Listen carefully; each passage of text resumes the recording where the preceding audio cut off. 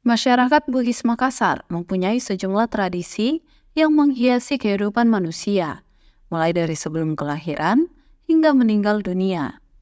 Dalam pernikahan misalnya, dikenal dengan tradisi apasili yang berarti menyucikan diri. Dalam acara ini, orang yang akan menikah akan disucikan dengan cara diberikan baca-baca oleh tokoh yang dituakan oleh masyarakat setempat.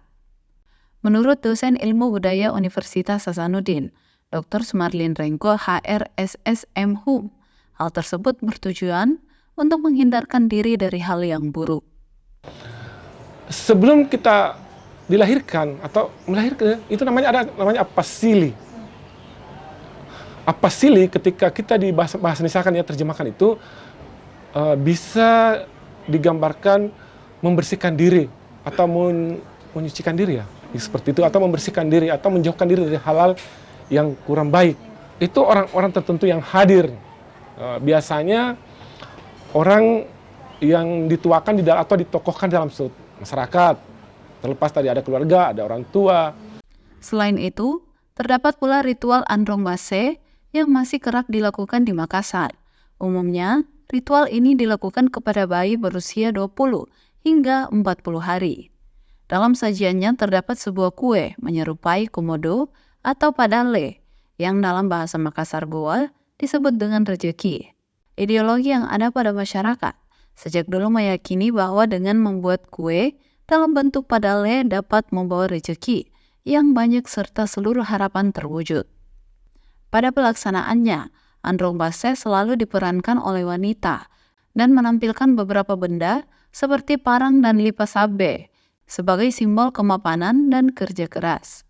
Androng Base itu ada ritual anak kecil, anak bayi yang sekitar usianya 20-40 hari Kakak Iva. Itu dibuatkan kue yang mirip padale, komodo atau biawak kali ya, biawak seperti itu. Saya secara etimologi dulu dari kata padale itu kan ada kata dale, rezeki. Iya, ini sama dengan struktur ceritanya orang Betawi. Ada roti buaya kan? Iya kan? Itu kan saya pikir kurang lebih seperti itu strukturnya. Jadi anggapan masyarakat, ideologi yang dipahami masyarakat pada saat itu dibuatkan roti yang berbentuk biawak, tapi dalam bahasa Indonesia, dalam bahasa Makassar ya, dale, supaya ya dale, nah, banyak rezekinya atau apa yang diharapkan terwujud seperti itu. Androng Base itu masih hidup. Saya kaget awalnya itu, ternyata di Makassar masih ada. Iya, itu orang yang terlibat di situ jadi Androng Base. Androng itu kan ibu, induk. Base itu ungkapan kepada perempuan kan Base. Tapi kalau di sana Base, tapi saya juga itu ungkapan kepada seorang perempuan. Iya, karena tidak ada Androng Base laki-laki. Iya, Androng Base. Bukan hanya apasili dan Androng Base, masyarakat juga menjalankan tradisi apadeko, sebuah ritual pesta panen yang diselenggarakan setelah panen pertama. Berkumpulnya warga untuk saling berbagi makanan sebagai ucap syukur di sebuah gubuk atau sering disebut dengan saukang. Apadeko. Di Desa Palangga ada namanya tamu taung. Ketika selesai panen pertama ya kan, sekarang sudah 3 kali panen sawah kan, panen pertama musim hujan pertama ya, itu ada namanya tamu taung. Tamu taung itu berkumpul di suatu tempat yang telah disepakati waktunya Kakak Iva. Kalau di Palangga itu ada pohon besar, terus di bawah pohon besar itu ada bangunan gubuk-gubuk.